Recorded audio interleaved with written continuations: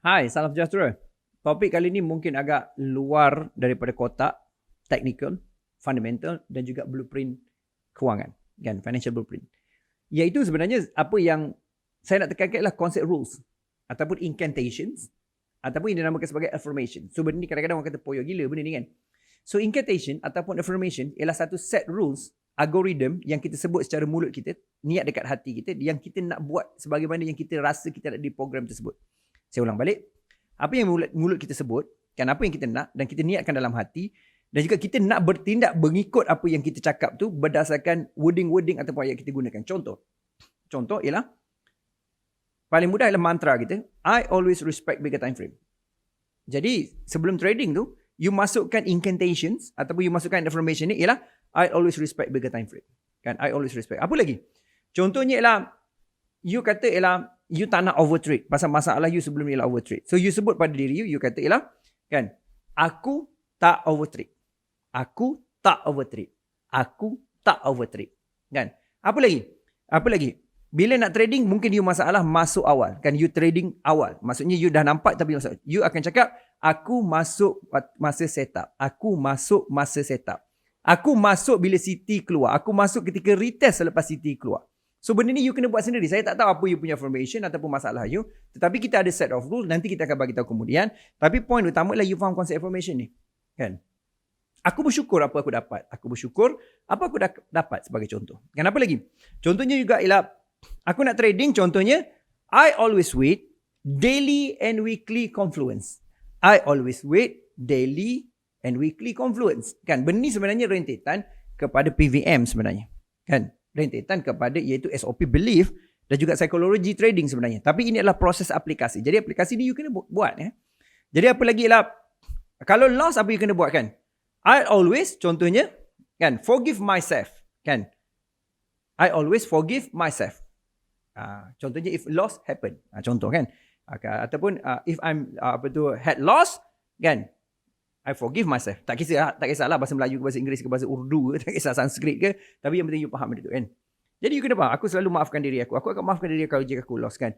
Aku akan lepas aku profit aku akan berhenti. So sebut benda ni kena sebut sebenarnya. You kena bagi set of programming kepada minda you. Kita ambil contoh sebagai satu benda yang mungkin you tak berapa perasan ataupun mungkin you perasan, iaitu contoh. Kenapa you buat sesuatu yang kadang-kadang ada suara terngiang-ngiang di telinga you. Ada video yang di play di minda you. Contohnya mak you kata suruh you semayang kan. Yang ini kes saya lah. Kan masa kecil kata kena semayang. Jadi kadang-kadang terngiang kata mak kita pergi semayang. Contoh kan.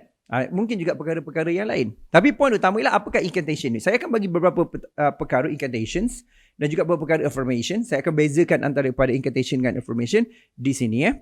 Okay, nombor satu. Okay. Contoh apakah you kena set rules dulu. Apa yang you patut buat you kena program. Ni asas ni you kena program. So program yang pertama ialah mungkin kita katakan ialah dari segi contoh iaitu kan you kata apa? Iaitu contohnya I always respect bigger time frame. Always respect bigger time frame.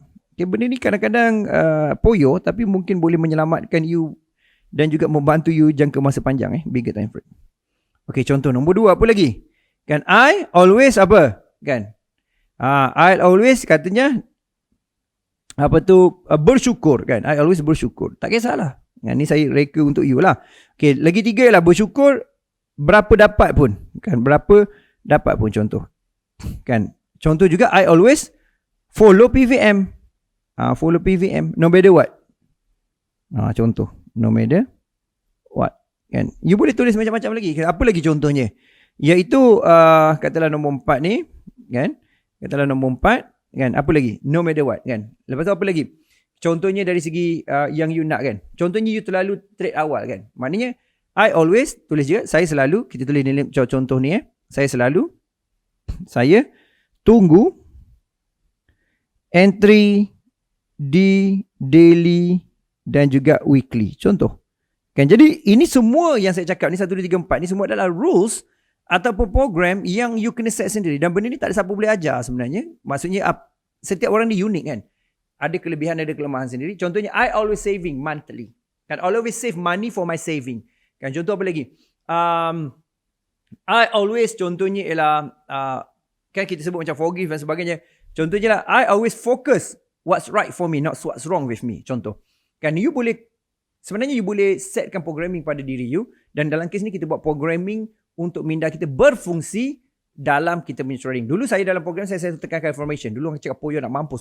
Tapi benda ni kalau kita ulang dan ulang-ulang, kita akan terngiang benda tu dan kita akan reprogram diri kita. Okay, tu saya cakap tadi lah, dia mungkin tak ada kaitan dengan tadi ke fundamental blueprint kewangan, tetapi dia ada kaitan macam mana untuk menyuruh install diri you kepada perbuatan dan juga hasil yang you nak. Okay, jumpa lagi dan salam hormat. Please comment, like dan juga subscribe di bawah ni kalau ada sebarang komen ataupun sebarang video yang you nak tanya dan untuk saya buat, dan saya akan cuba jawab dalam masa akan datang. Jumpa lagi dan salam hormat dan Assalamualaikum.